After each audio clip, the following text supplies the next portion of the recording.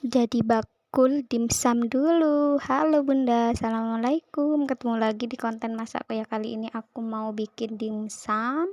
Untuk bahan dan takarannya nanti aku tulis di caption ya. Ini aku mau masukkan semuanya. Oh ya, biasanya ini untuk bahannya atau bumbunya tuh menggunakan kecap asin, tapi karena aku nggak ada, aku pakai saus raja rasa aja, nggak apa-apa, pengganti kecap asin sama aja.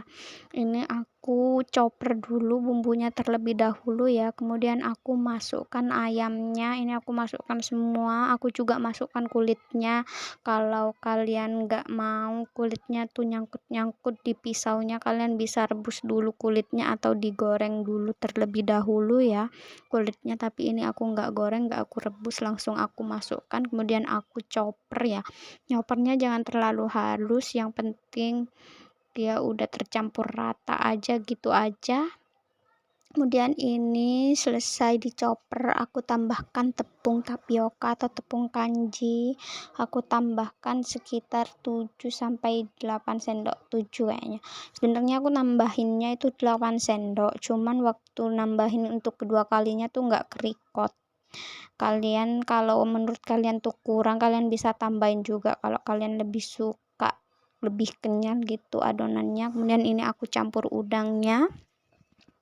Kalau untuk udangnya nggak aku chopper juga, aku cincang-cincang kasar aja karena biar agak terasa. Di sini aku siapkan kulit pangsitnya karena adonannya udah selesai.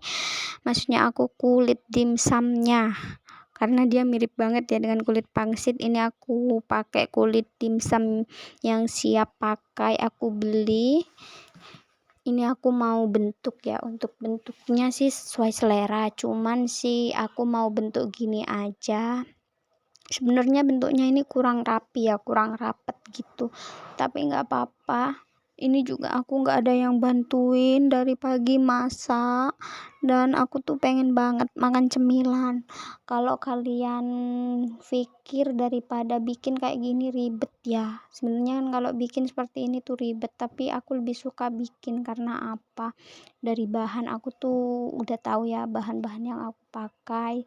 Terus untuk rasa kan bisa kita menyesuaikan ya, dan yang paling enaknya tuh kita bisa bikin banyak, makannya tuh bisa berkali-kali. Apalagi yang rumahnya aku tuh ada di daerah pegunungan ya, maksudnya bukan pegunungan kayak bukit-bukit gitu, dari mana-mana tuh jauh, untuk beli-beli aja tuh jauh. Jadi aku tuh lebih suka nyetok-nyetok makanan seperti ini ya. Ini aku videonya percepat ya waktu ngebentuknya, karena nggak mungkin kalau aku videoin dari awal sampai dapat sebanyak ini, karena ini ngebentuknya tuh bener-bener effort, bener-bener lama ya untuk ngebentuknya. Ini udah aku dapatnya udah lumayan banyak, baru aku videoin lagi. Ini aku ngebentukin dulu ya sampai adonannya tuh habis selesai, kemudian nanti aku mau kukus.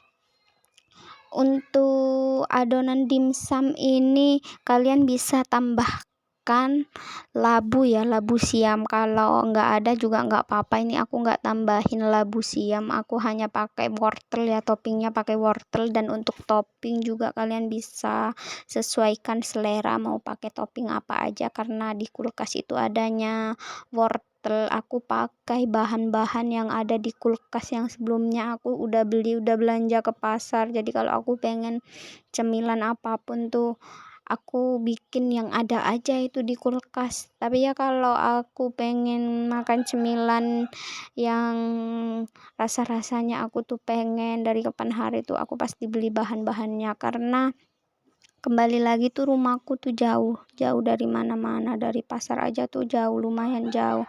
Jadi aku di sini tuh memang bener-bener nyetok ya, nyetok makanan, nyetok bumbu-bumbu gitu, keperluan dan kebutuhan, karena sewaktu-waktu kalau pengen nyemil aku bisa bikin. Apalagi kan sekarang udah musim hujan ya, masuk musim hujan tuh pengennya nyemil daripada makan nasi ya. Ini aku mau menyelesaikan dulu ya adonanku, mau menyelesaikan ngebentuknya dulu semuanya.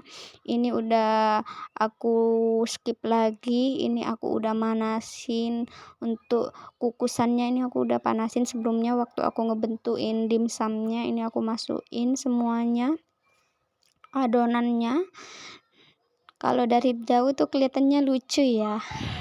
Ini aku mau masukin semua adonannya, adonan dimsumnya ya. Ini kukusannya bener-bener harus panas dulu ya. Kalian panasin dulu. Oh ya, untuk di atasnya tuh di loyang kukusannya tuh aku udah olesin minyak biar kulit dimsumnya tuh tidak lengket ya, tidak melekat di panci kukusannya ya. Ini selesai semua ditata, ini aku mau tutup kukusannya.